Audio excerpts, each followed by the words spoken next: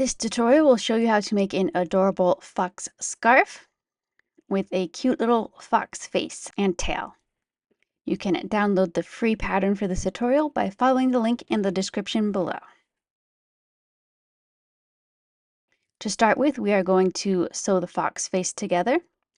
With right sides together, sew the white fox marks onto the bottom of the fox face. Next, you're going to sew the ears to the ear lining with right sides together. And then you will trim the seam and turn the ears to the right side. Place the ears face down on the fox face and sew them in place along the base.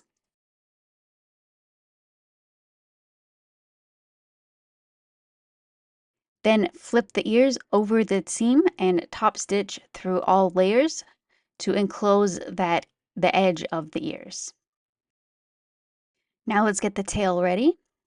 With right sides together, sew the tail to the tail tip.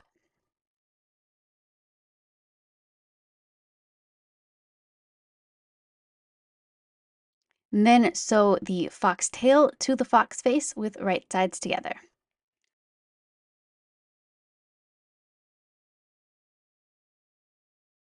Now we're getting the lining ready. Sew the lining tail to the lining face with right sides together.